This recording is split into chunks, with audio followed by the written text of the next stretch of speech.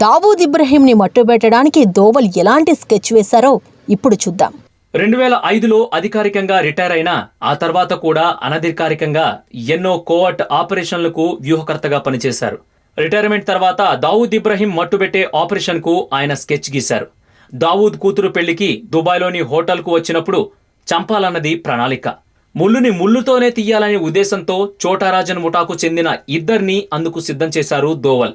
ఆ దశలో ముంబై పోలీసుల వర్గాల్లో దావూద్కు అనుకూలంగా ఉన్నవారు ఆ పని కానివ్వలేదు. ఢిల్లీలో చోటారాజన్ అనుచరులతో దోవల్ మంతనాలు జరుపుతున్న హోటల్కు వచ్చి తీవ్రవాదులంటూ వారిద్దరిని అరెస్ట్ చేసి దోవల్ మాట చెల్లనివ్వకుండా చేశారు. పదవీ విరమణ తర్వాత దోవల్ దేశానికి ఎలా సేవ చేశారో ఇప్పుడు చూద్దాం. ఐబీ డైరెక్టర్గా రిటైర్ అయ్యాక వివేకానంద ఇంటర్నేషనల్ ఫౌండేషన్ అనే వేదికకు వ్యవస్థాపక అధ్యక్షుడిగా ఉన్నారు.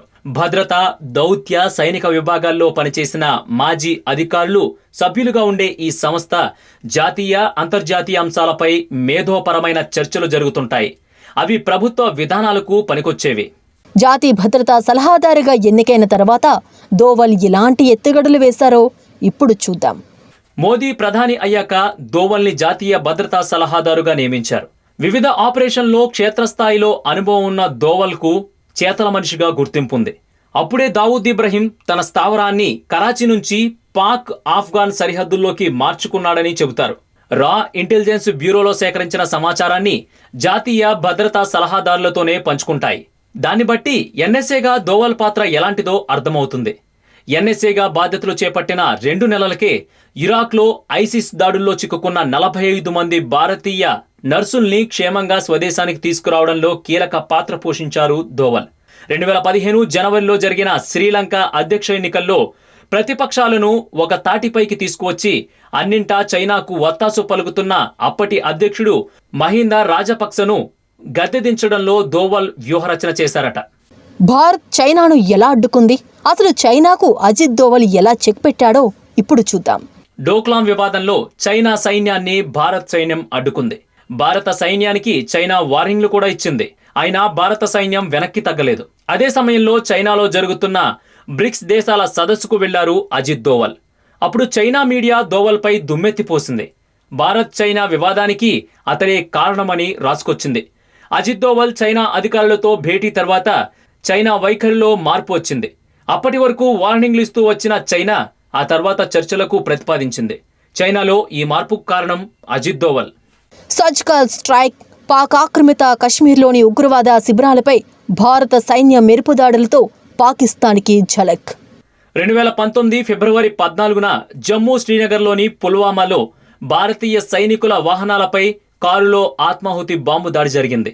ఈ దాడిలో 40 మంది సిఆర్పిఎఫ్ సైనికులు మరణించారు. పుల్వామా ఉగ్రదాడి తర్వాత పాకిస్తాన్కి భారత్ గట్టి జవాబిచ్చింది.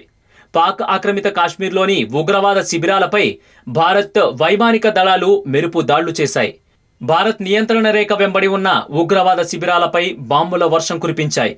జైషే మహ్మద్ ఉగ్రవాద సంస్థకు చెందిన ఆల్ఫా 3 నియంత్రణ కేంద్రాలను ధ్వంసం చేశాయి. మొట్టమొదటిసారిగా భారత దళాలు నియంత్రణ రేఖను దాటి పాక్ ఆక్రమిత కాశ్మీర్లోని ఉగ్రవాద స్థావరాలపై మెరుపు దాడులను విజయవంతంగా చేశాయి. ఈ ఆపరేషన్ మొత్తాన్ని కేవలం 19 నిమిషాల్లో ముగించారు. ఈ మెరుపు దాడుల వెనుక సూత్రధారిగా అజిత్ దోవల్ ప్రధాన పాత్ర పోషించారు. ఆర్టికల్ 370 రద్దు విషయంలో అజిత్ దోవల్ పాత్ర ఏంటో ఇప్పుడు తెలుసుకుందాం. ఆర్టికల్ 370 రద్దు విషయంలో పట్టుబట్టి మరీ రద్దు చేయించారు అజిత్ దోవల్.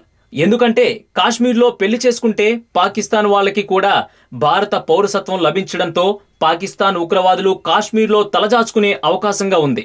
అదీ కాకుండా కాశ్మీర్కి మాత్రమే ప్రత్యేక చట్టం ఉంది. అక్కడ ఎవరు వ్యాపారులు కానీ భూములు కానీ కొనడానికి లేదు. అందుకే దేశం మొత్తం ఒకటే చట్టం ఉండాలనే ఉద్దేశంతో ఆర్టికల్ 370 రద్దు చేశారు. రద్దు తర్వాత అజిత్ దోవల్ కాశ్మీర్లోనే ఉండి శాంతి భద్రతలను చూసుకున్నారు. ఈ ఆర్టికల్ 370 రద్దు విషయంలో అజిత్ దోవల్ కీలక పాత్ర పోషించారు. చూసారు కదండి, మా వీడియోస్ మీకు నచ్చినట్లయితే లైక్, కుదిరితే కమెంట్. ఇలాంటి big breaking news, interesting news, ఏ న్యూస్ అయినా సరే మాకు తెలిసిన వెంటనే మీకు తెలియజేస్తాం. అయితే మీరు చేయవలసింది ఇక్కడ కనిపిస్తున్న సబ్స్క్రైబ్ బటన్ నొక్కి సబ్స్క్రైబ్ అవ్వండి. ఇంకో విషయం అండోయ్, పక్కనే ఉన్న గంట సింబల్ ని నొక్కండి, మర్చిపోకండోయ్.